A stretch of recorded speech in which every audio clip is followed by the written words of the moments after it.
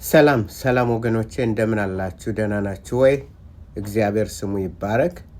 ዛሬ ኑና የአላህን ስራ እናፍርስ የሚል አጭር ምጥን ያለች ፕሮግራም ይዤላችኋለሁ። ኑና የአላህን ስራ እናፍርስ። ኑና የአላህን ስራ እናፍርስ። የአላህ ስራ መፍረስ አለበት፣ እምነቴ ነው። ለዚህ ደግሞ የተፈጠር ነው እኛ በሰው እውቀት በእግዚአብሔር እውቀት ላይ ከፍ የሚለውን የማንኛውም አጋንንታዊ አላህን ጨምሮ ማንኛውም አጋንንታዊ ስራ ልናፈርስ ነው። የአጋንንት የጅኒዎች ሱረቱ ጅኒ የጅኒዎችን ሱራ ልናፈርስ ነው። የጅኒዎችን ስርዓት ልንደመስስ ነው። አላህ መሐመድን በጫካ ውስጥ አግኝቶ አንድም ገብርኤል የሚባል ቁርአን ውስጥ የለም። ገብርኤል የሚባል የለም። ያ የአጋንንት መንፈስ ነው ወደ እሱ የመጣው። ስለዚህ ያ በእነዚህ በሙስሊሞች ላይ የተከለውን ሐሰት በክርስቶስ ላይ የሚያደርገውን አሁን እናያለን፣ እንመለከታለን፣ ስራውንም እናፈርሳለን። ተመልከቱ። ስለዚህ በማቴዎስ 26 ላይ ጌታችን የሚናገረው ስለምንድን ነው? ሀሳቡ ምንድን ነው? እንዲያው ዝም ብሎ ወይን ምን የሆነ ኮምጣጤ ምን የማይገናኘውን ቃል የማይገናኙትን ቃላት ለምሳሌ ይሄኛ ወይን ነው የሚለው ኦይኖስ ኦይኖስ ወይን ነው። ያንኛው ደግሞ ኦክሶስ ሌላ ነው። በግሪክ እንኳን የተለየ ነው ቋንቋ። በማቴዎስ በዮሐንስ 19 ያለው ኦክሶስ ነው። ወይኖስ ይሄ ኦይኖስ ነው የሚለው።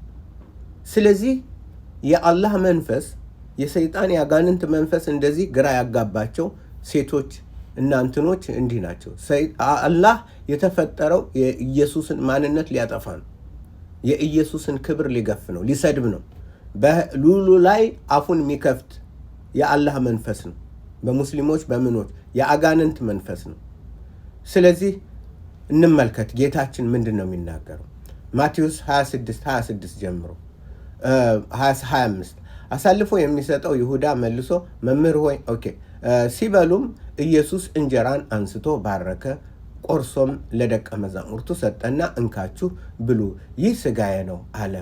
ጽዋንም አንስቶ አመስግኖም ሰጣቸው፣ እንዲህም አላቸው ከእርሱ ጠጡ፣ ሁላችሁ ከእርሱ ጠጡ አላቸው። ለብዙዎች ለኃጢአት ይቅርታ የሚፈስ የአዲስ ኪዳን ደሜ ይሄ ነው። ለብዙዎች የኃጢአት ይቅርታ የሚፈስ የአዲስ ኪዳን ደሜ ይሄ ነው። ለብዙዎች የኃጢአት ይቅርታ የሚፈስ የአዲስ ኪዳን ደሜ ይሄ ነው። ሃሌሉያ! ኢየሱስ ጌታ ነው። ያ ጽዋንም አንስቶ አመስግኖ ሰጣቸው፣ እንዲህም አላቸው ሁላችሁ ከእርሱ ጠጡ፣ ስለ ብዙዎች ኃጢአት ይቅርታ የሚፈስ የአዲስ ኪዳን ደሜ ይሄ ነው። ነገር ግን እላችኋለሁ በአባቴ መንግሥት ከእናንተ ጋር ከዚህ ከወይን ፍሬ አዲሱን እስከምጠጣበት እስከዛ ቀን ድረስ ከዛሬ ጀምሮ አልጠጣም አላቸው። ምኑን? ወይኑን። እዚህ ላይ ምንድን ነው የሚናገረው ነው? እዚህ ላይ የሚናገረው ቃል ኪዳን ካቨናንት ነው።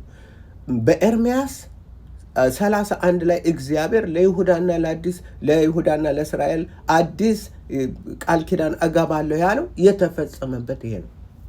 ይሄ ቃል ኪዳን ወይን ነው። ይሄ የተለየ ወይን ነው። ዝም ብሎ መጠጥ ቤት ተሰብስቦ ወይንን ጠጣ ምናምን እንደዛ አይደለም። ግን አላህ እንዴት ነው ያደናበረው? አላህ ያሳወራል። አላህ ያደናብራል። ስለዚህ ኢየሱስን ትሳደባለች። ኢየሱስ ውሸታም ነው። ውሸታምስ የእሷ ነቢይ የሚቀባጥረውን ማያውቀው፣ የእሷ አምላክ የሚቀባጥረውን ማያውቀው። ስንረሳ አዲስ እናመጣለን ይላል። አንድ የሆነ ትምህርት አያ ስንረሳ አዲስ አያንና ከእሳች የተሻለችውን የሚዘባረቅ አላሁ ወረሱሉሁ አላህና ራሱሉ። ስለዚህ ይሄ የምን ቋንቋ ይባላል? የቃል ኪዳን ቋንቋ ነው። ይሄ የሚናገረው አሁን ባለው በኢየሱስ መንግስት ሊመጣ ባለው መንግስት ነው። በመንግስት ይህ የአዲስ ኪዳን መንግስትና ሊመጣ ያለው የዘላለም መንግስት ስለዛ ነው የሚያወራው። ስለዚህ በምናነብበት ጊዜ ምንድን ነው ብለህ ዝም ብሎ እኮ ምን አይነት ነው ቃል ነው? ሰውም ዝም ብሎ በቃ መንፈስ እኮ ነው። ኢየሱስን ሊሰድብ የተነሳ የአጋንንት መንፈስ ነው። የአጋንንት ነው። ሱረቱ ጅኒ የጅኒዎች ስድብ ነው። አዎ ስለ ደቆስናቸው በኢየሱስ ስም ደቁሰነዋል። አሁንም ገና እንደቁሰዋል። አላህ ራሱ ይደቆሳል። ያ ዮሐንስ ላይስ ምንድን ነው የሚናገረው? ዮሐንስ 19 እሱን ሄደን እናያለን። ተመልከቱ ዮሐንስ 19 ዮሐንስ 19 እንዲህ ሚል እናገኛለን። ከዚህ በኋላ ደቀ መዛሙርቱን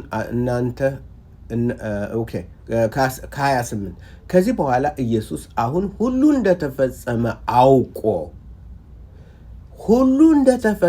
አውቆ ሃሌሉያ እንደተፈጸመ አውቆ የመጽሐፍ ቃል ይፈጸም ዘንድ ሁሉ እንደተፈጸመ አውቆ የመጽሐፍ ቃል ይፈጸም ዘንድ ተጠማሁ አለ። ከዛም ሆምጣጤ የሞላበት ዕቃ ተቀምጦ ነበረ። እነርሱም ሆምጣጤውን በሰፍነግ ሞልተው በሁሶጵም አድርገው ወደ አፉ አቀረቡለት። ኢየሱስም ሆምጣጤውን ከተቀበለ በኋላ ተፈጸመ አለ። ራሱንም አዘንብሎ ነፍሱን አሳልፎ ሰጠ።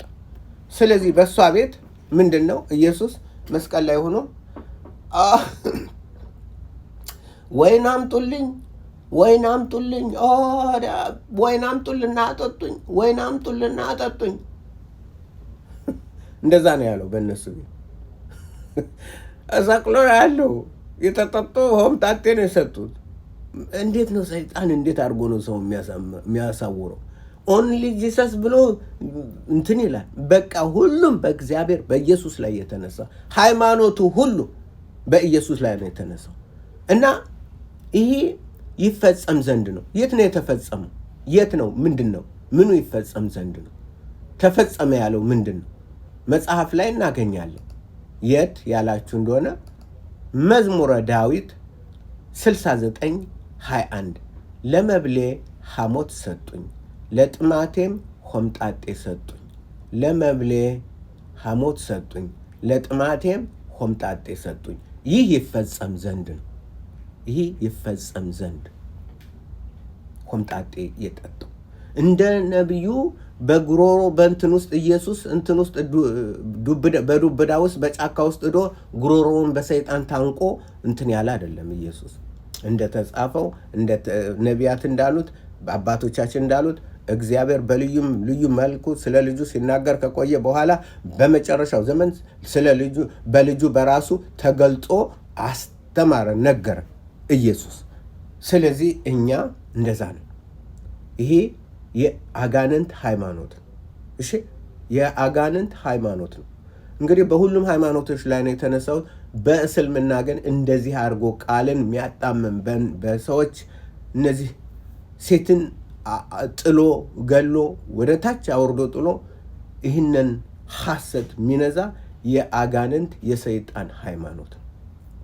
ስለዚህ ነፃ እንድትወጡ ብዙዎቻችሁ ከአላህ አታላይነት ወማካሮ አላሁ ወአላሁ ኸይሩል መካሪን።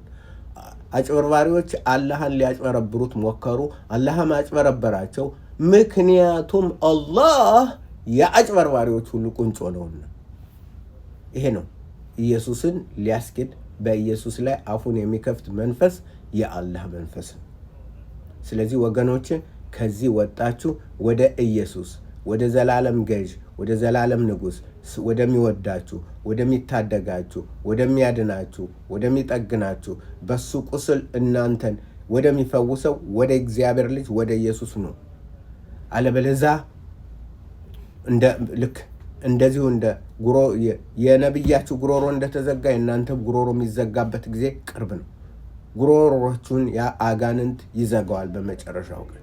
ስለዚህ አምልጡ፣ ወደ ኢየሱስ ኑ። ኢየሱስ እውነተኛ አምላክ ነው። ኢየሱስ የዘላለም ጌታ ነው። እውነት